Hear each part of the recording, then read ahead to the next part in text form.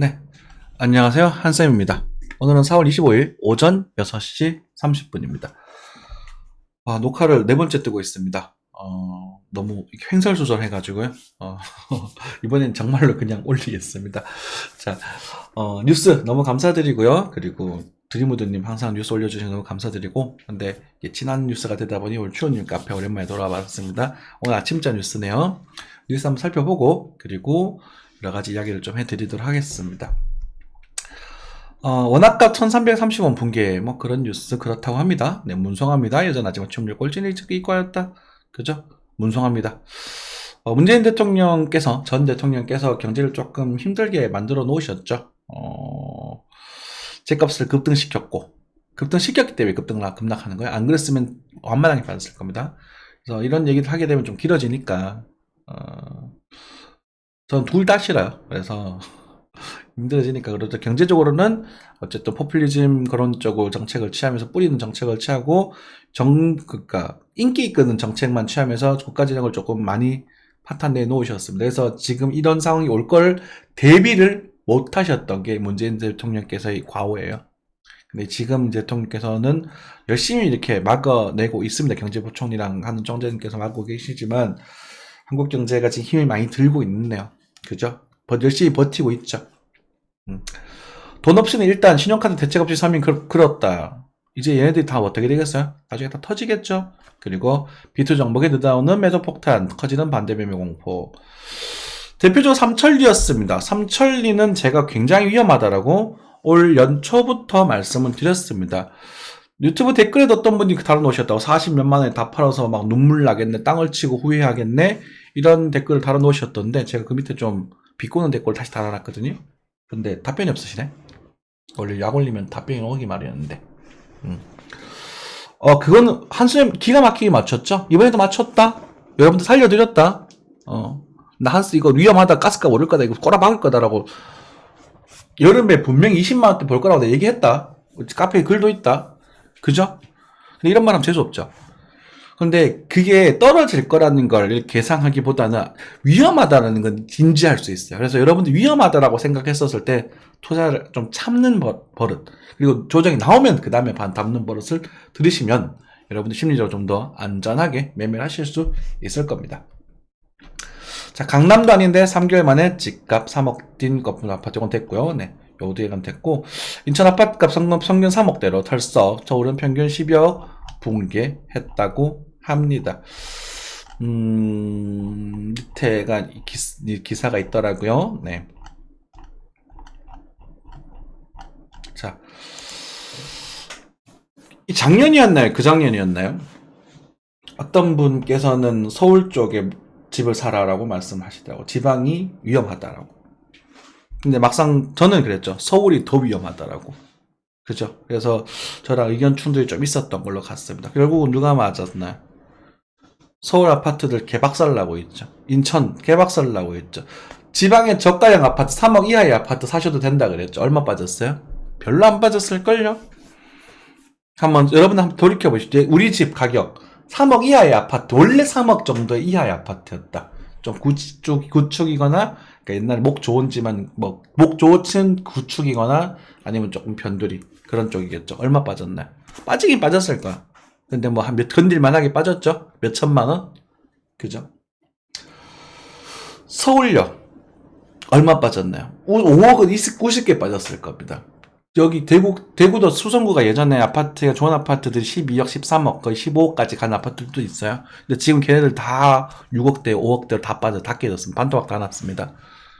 여러분들 어설프게 그렇게 샀다가, 연끌했다가, 그런데 막 좋다고 뭐라고 할까요? 똘똘한 한 채라면서 강남에 들어갔잖아요. 다 죽었어요. 정말로. 여러분들 주식하다 몇 천만 날려먹느냐, 집은 한 개 잘못 건드리면 수차에서 몇 억은 그냥 날아가는 거라고. 근데 그걸 빚을 내고 버텨가지고 끝까지 버텨서 나중에 올라갈 때까지 버텨주면 괜찮은데, 근데 그 버티기가 쉽지 않을 뿐더러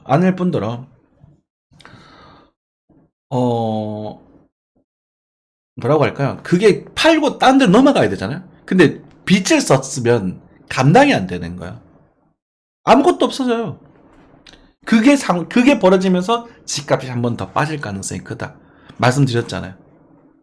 한쌤이 이 집을 살 때 이제 2년 다 돼갑니다. 이제 집을 살 때 작년 이제 여름쯤에 계약을 했으니까 2년이 조금 더 한 1년 하고 한 8개월 정도 됐네요.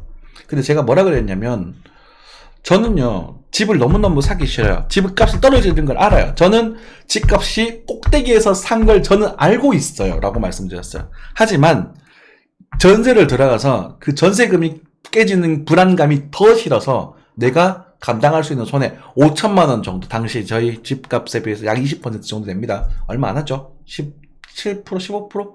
20% 정도 정도까지는 제가 각오하고 살 거예요. 열심히 갚으면 그 정도는 갚을 수 있겠죠. 그래도 각오했던 건 불안한 것보단 낫잖아요. 이런 말씀 드리고 이 집을 구매를 했어요. 지금 현재 약 그때 말이 지나고 나서 약 2년 뒤, 2년 채 안 된 지금 상황 어떻습니까? 전세 때문에 지금 난리 났죠? 뉴스 나오고 있잖아요. 동탄 쪽에 지금 난리 났잖아요. 집값이 매매값보다 전세가 더 비싼데 그걸 사가지고 그걸 전세 들어가가지고 아무 일도 없을 거라고 생각했다고요? 괜찮을 줄 알았다고요? 가서 뒤통수 한번 갈겨버리고 싶어요. 야, 이 빡대가리 새끼들아. 그런 생각을 왜 하냐고. 2년 전부터 그냥 그 데이터가 나와 있는 게 이게 위험한 데이터라고요. 주식도 마찬가지예요. 어떻게 원금보다 더 많은 돈을 빌려갈 수가 있어요? 집주인이 집을 담보로 그 집 시세보다 더 비싼, 더 많은 돈을 빌려간 거라고요. 전세제도가 그런 거거든요. 그러면서 못 갚으니까 나 몰라. 너 가져. 이렇게 박살났잖아요. 너 가져? 그거 못 가질 거예요. 왜? 은행과의 부채 관계 때문에, 채무 관계 때문에 그 세입자들이 그 집을 못 가질 가능성이 커요. 배분해서 가질 가능성이 커요. 박살난 거예요, 걔네들. 이해되시죠? 이 말씀을 왜 드리냐면, 여러분들이 그 매매하실 때도 그런 약간 선동되는 그런 매매들을 하지 않으셨으면 하는 바람도 있는 것이고, 그리고 제가 말이 맞았다 이런 것들을 증명하기 위한 것보다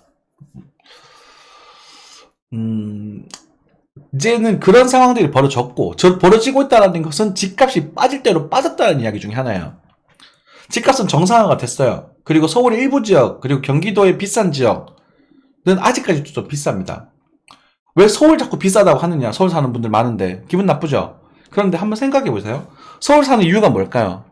대부분 다 직장 때문이라고 말씀하실 겁니다. 그 다음에 아이들 교육 두 가지예요.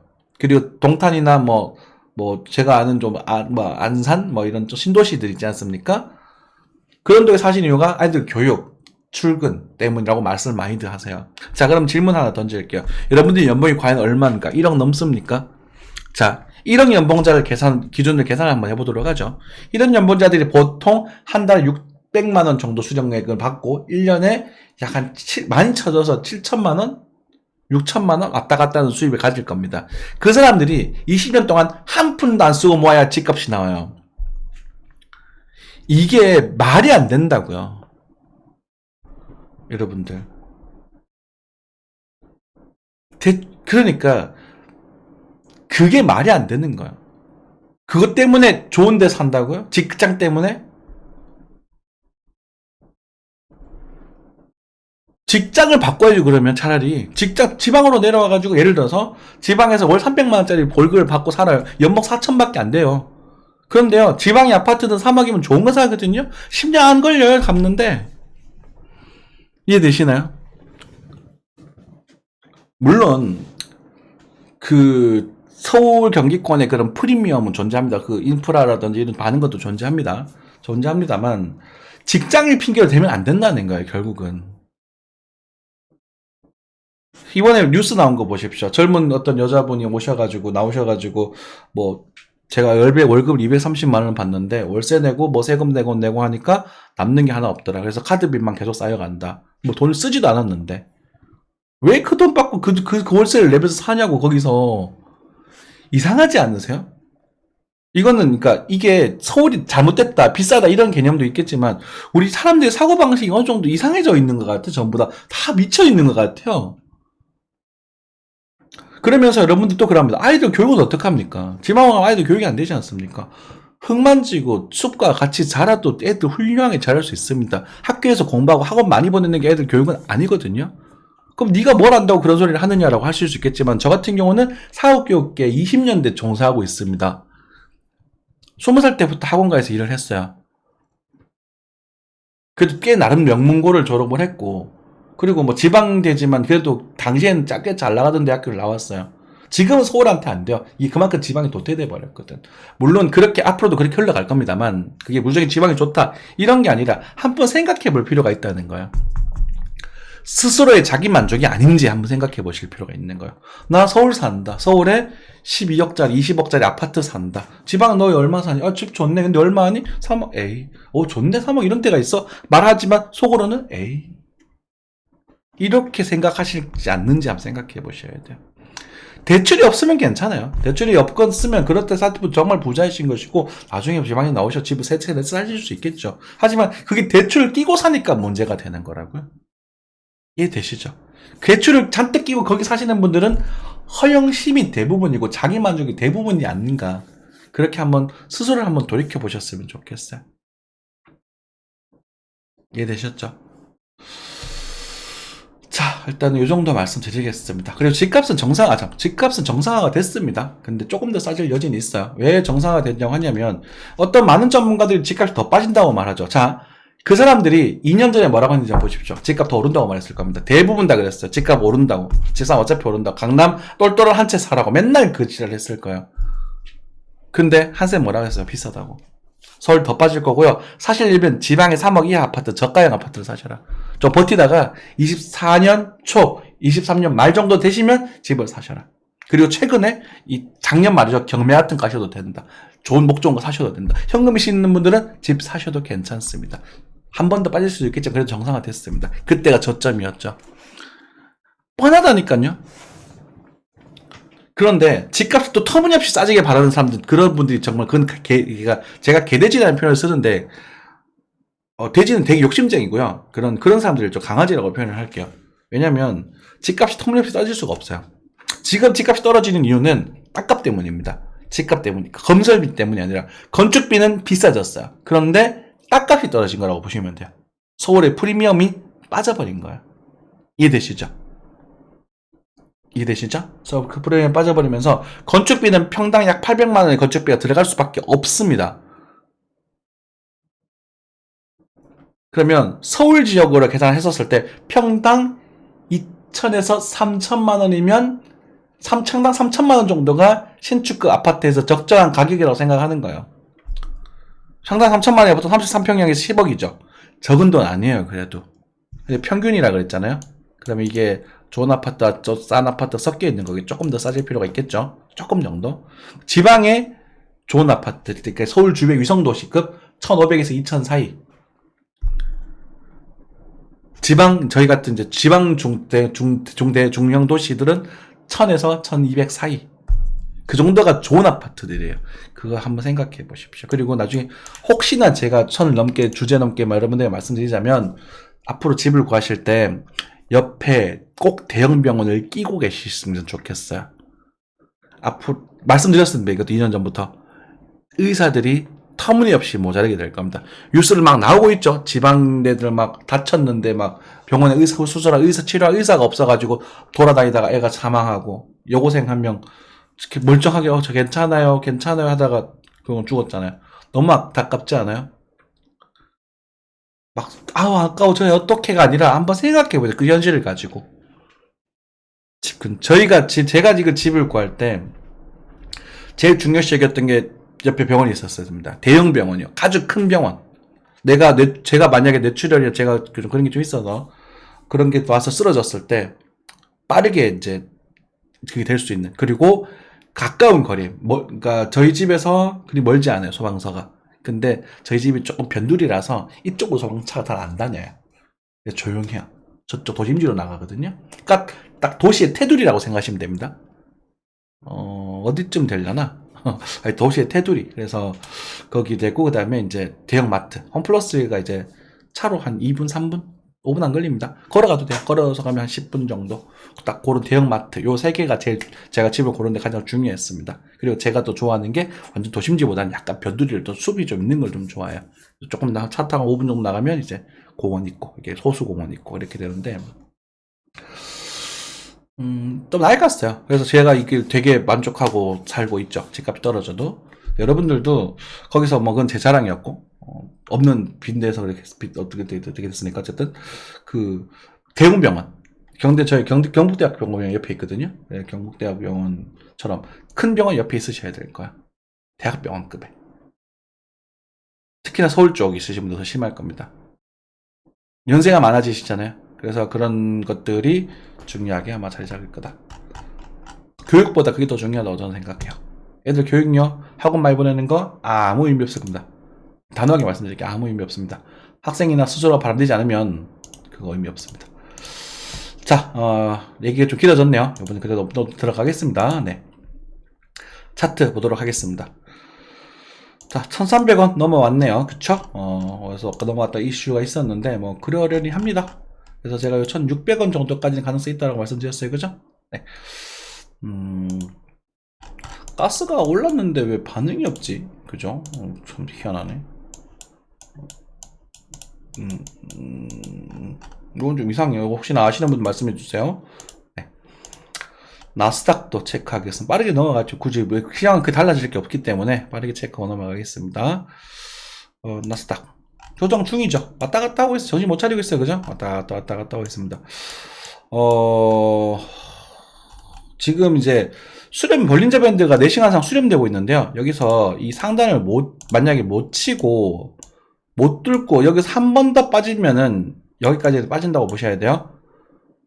그러니까 지금 현 상황에서 13,100을 넘어가지 못하면, 근데 넘어가기가 아마 쉽지 않을 것 같아요. 만약에 넘어간다고 해도 저는 좀 나중에 이제 마지막 랠리를 주고 빠질 거라고 보는 부분인데, 마지막 랠리를 줄까 안 줄까는 조금 고민스럽습니다. 이거는 잘 모르겠어요. 왜냐면 우리가 금리가 동결되었다라고 했었을 때 그것에 대한 일시적인 호재로 쭉 한번 반등을 주고 이렇게 빠질 수도 있거든요. 그죠? 그래서 아까 전에 저희 단톡방에서 쿠쿠님이신가? 그분이 말씀하셨는데, 네, 역사적으로 그게 맞아요. 그게 맞아서 하셨는데 제가 보기에는 자기 판단이 맞나 싶기도 하고, 어쨌든 그렇게 하는 게 숏은 그렇게 잡는 게 맞겠죠. 확실한 반등하고 나서 안전할 때 잡는 게 맞긴 한데, 모르겠습니다. 미국도 한국처럼 부러져 버릴지 알 수가 없죠. 그래서 일단은 단기적으로는 어쨌든 이 PC평이 깨진 상태고, 그리고 날봉상 이제 PC평이 지금 밑에서 놀고 있죠. 그죠? 밑에서 놀고 있는 부분이다 보니 이런 구간은 위리를 한번 흔들면서 방향성을 결정할 수 있다. 하지만 뭐 추세가 다 망가진 건 아니다.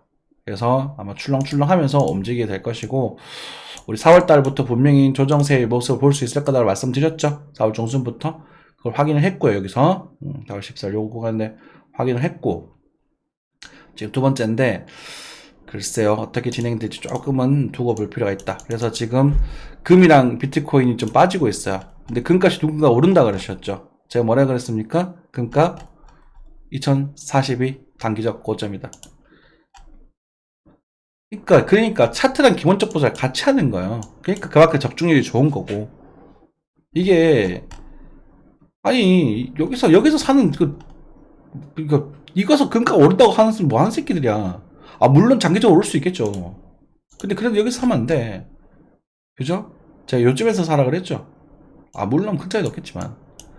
근데 제가 이제 이게 이제 추세가 진행이 되면서 나중에 발전이 되게 되면 여기까지는 갈 수도 있을 거다.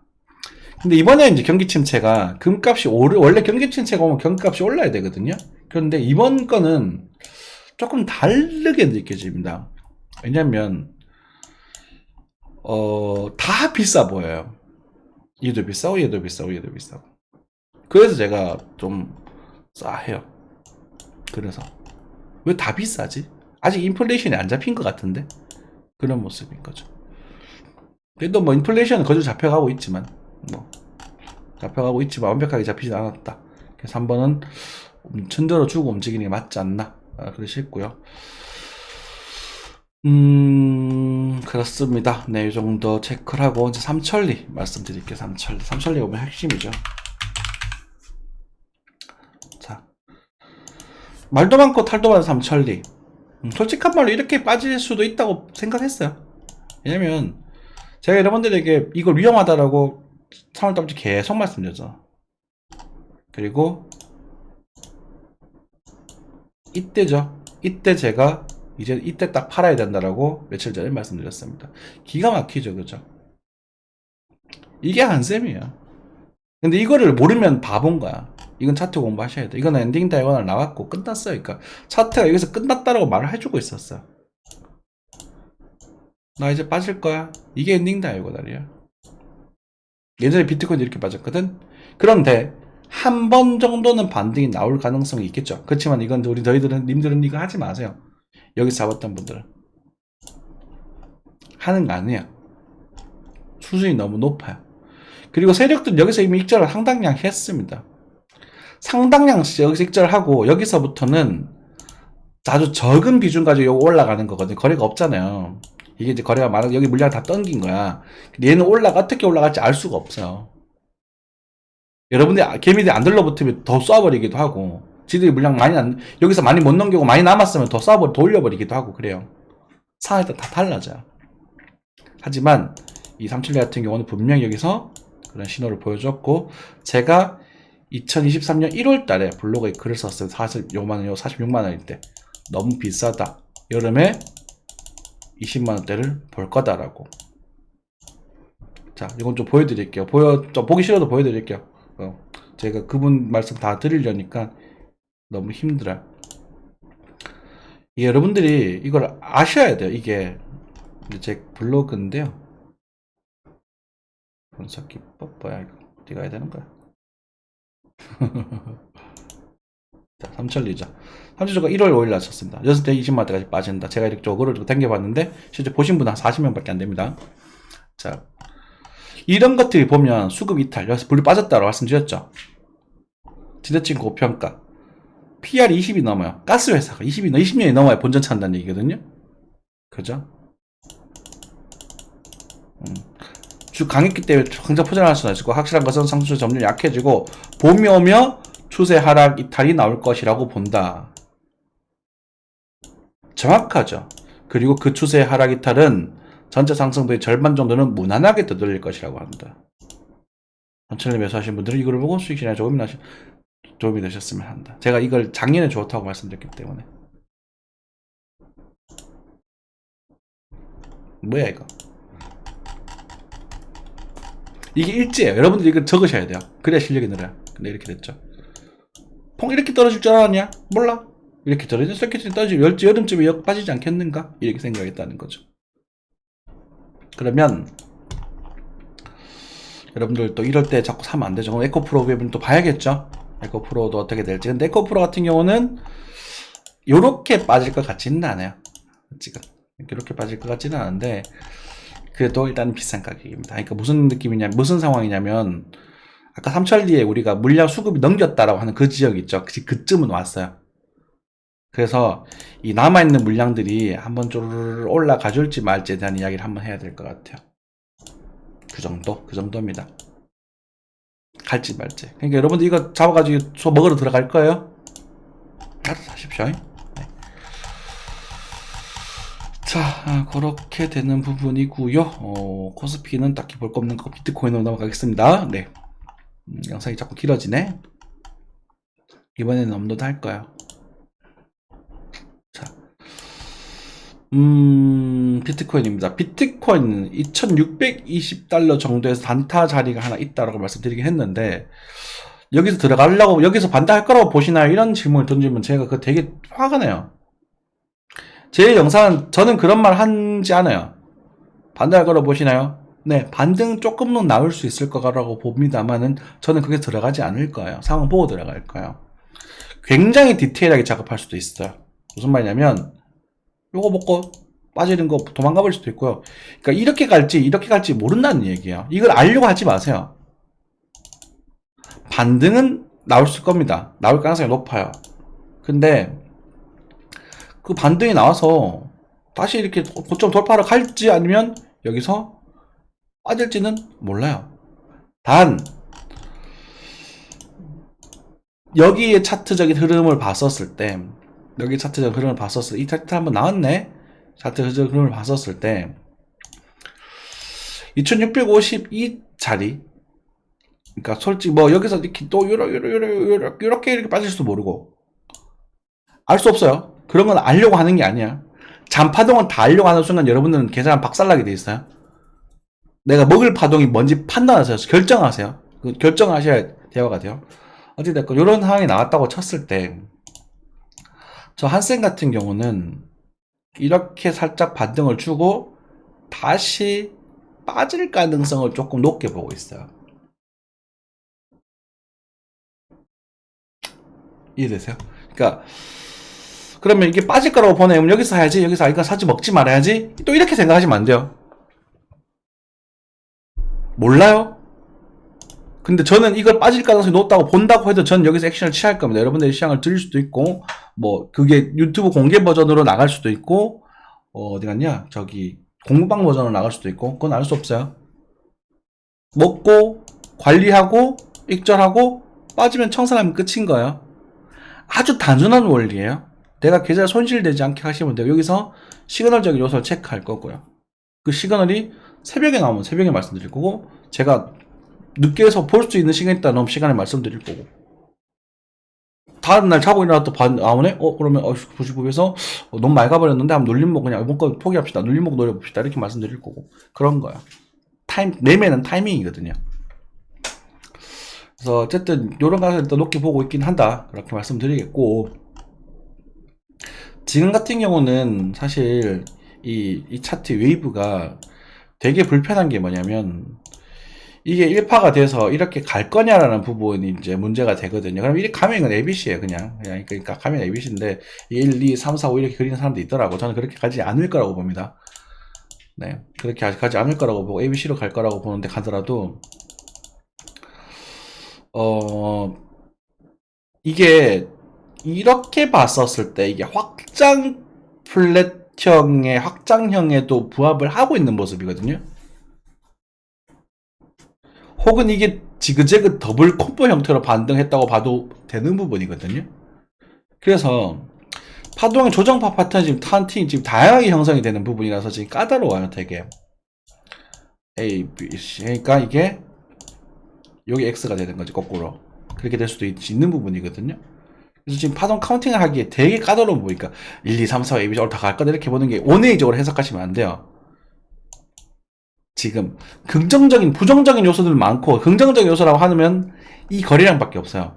이 거래량을 믿어보는 거예요. 그러니까 이 거래량이 우리 편이니까 제가 제일 좋아하는 패턴이 나오거든. 나중에 제일 좋아하는 패턴이 뭐냐면, 거래량 폭대했던 지점을 이렇게 막 흔들다가 이렇게 쌍바닥을 만들면서 이렇게 해서 이렇게 빼버립니다. 그리고 쳐서 밀리고 다시 뚫는데, 여기서 거래가 툭툭툭툭툭툭 들으면서 여기 두두둑 두들기는 거야. 그러니까 이 매물을 다 빼먹는 거야. 그러니까 개미들이 들러붙은 걸 이렇게 털어버린다고, 박살내버린다고. 그리고 하늘로 가버려요. 이게 제가 제일 좋아하는 패턴입니다. 근데 얘가 나올 가능성이 아직도 조금은 있어요.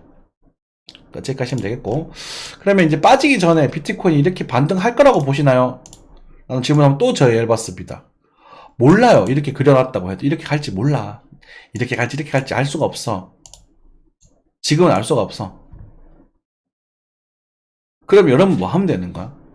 자, 그냥 각각의 되돌림 지역에서 잡고 잘라주고, 더 가면 팔고, 더 갔네? 떨어지면 청산하고, 이거만 반복하면 돼요. 매매하실 분들은. 투자하실 분들은 전철 박으셔도 상관없어요. 시간 해결해 줄 거니까. 근데 이 전체 상승 웨이브의 절반 정도, 그러니까 즉 25,000불 아래가 올 때까지는 나는 사지 않겠다라고 지금 단호하게 정리하세요. 여기서 오른다는 말인가요? 아니요. 자꾸 그렇게 생각하지 마세요. 예상 질문지를 제가 던지고 있죠? 그렇게 생각하지 마세요. 제가 선생이라서 그렇습니다. 강사라서 예상 질문을 던져서 애들을 풀어주고 그런 게 있어서 그래요. 그러지 않으세요. 더 빠질 수도 있어요. 그럼 이것에 대한 마음의 준비를 하고도 여기서 진입하세요. 이해되셨죠? 이렇게 갈 수도 있어요. 근데 그냥 가면 여기서는 다 잘라주셔야 돼요. 그러니까 올해 최고점일 수도 있습니다만, 제가 보기엔 이게 올해 최고점일 수도 있거든요. 그런데 만약에 이걸 돌파한다면 35,000달러에서는 갖고 있는 모든 코인을 다 던져라. 말씀드렸습니다. 분명히. 여기서 가자 말해버렸는데 방 터트려 버릴 거야.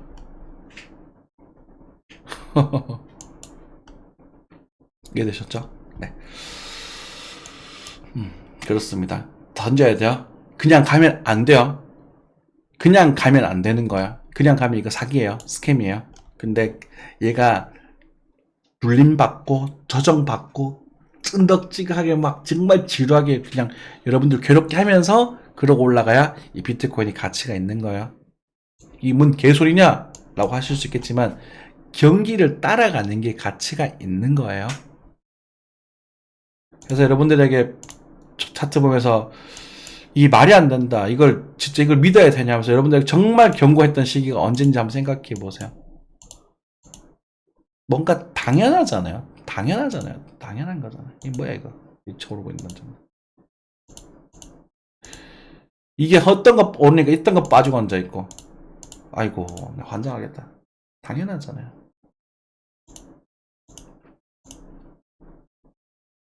그쵸? 얘네들 하는 꼬라지 보시라고요. 이게 가치 있는 종목의 움직임이 아닌 거예요. 그냥 도박장의 모습인 거야. 에이프? 이거 뭐 하루 만에 뭐 어쩌고저쩌고? 이게 이 코인의 현실이에요. 실태고요. 돈 넣고 돈 먹기밖에 안 하고 있어요, 애들이. 근데 정말 그래도 비트코인은 믿고 우리가 비트코인을 믿으면서 투자를 하잖아요. 그러면서 저는 이제 이 비트코인이 2천만 원 아래로 빠지면 저는 한 개 딱 사놓고 그냥 묻어둘까 싶어요. 네, 2천만 원 밑으로 빠지면. 참, 우리 옛날 생각하면 지금도 참 비싼 가격이, 높은 가격이긴 한데, 이때 제가 역대급 저점이라 말해놓고 제가 빨리 팔아버렸거든. 이게 집 계약금 500만 원 갖고 매매를 한 거라서 팔아버렸는데, 한 몇십만 원 먹고 팔아버렸죠. 이때 못 샀다는 게 천추의 한이긴 하죠. 그죠? 그렇다고 하더라도, 그냥 기념이죠. 우리 코인을 하던 사람으로서. 1,000만 원 밑에서는 한 개를 사서, 우리 버텨보는 건 괜찮겠지만, 여기서 내가 매매를 하는 사람 입장으로서 여기서 사야 되냐는 질문을 던졌을 때, 사고 싶진 않아요. 한 번 정도는 더 반등이 나올 수도 있을 것 같아요. 이 가능성은 저는 한 30% 이하로 보겠습니다. 그냥 적당하게 빠졌다가 뭐 이렇게 빠지는 가능성이 여기서 뭐 이렇게 움직일 가능성이 한 50% 정도로 보고 저점 이탈 가능성이 20% 정도로 보겠습니다. 그러니까 여러분들은 그냥 어떻게 움직이는지 관심 두지 마시고요. 여기서 사시는 거예요. 이해되시죠? 3천만 원 아래에서. 아니 뭐 높게 보더라도 뭐 한 3,200 정도에서 발 하나 담그는 거. 여기서 오를 거라고 보시나요? 이런 질문 하지 마시고. 이 뒤쪽 구간은 맞추기가 굉장히 어려워요. 눈으로 확인을 해야 되는 부분이에요. 제가 어렵다고 하면 제가 어려운 거야. 삼천리 봐요. 제가 꼬라박을 거라고 했잖아. 또 떨어지잖아. 비싼 건 비싸다고 말하면 결국은 떨어진단 말이야. 팔라고 하면 결국은 떨어진단 말이야. 근데 그 다음에 움직이면 또 몰라. 또 기다려야 돼. 아시겠죠? 네. 항상 건강하시고요. 네. 항상 건강하시고 오늘 또 좋은 하루 보내시기 바라겠습니다. 감사합니다.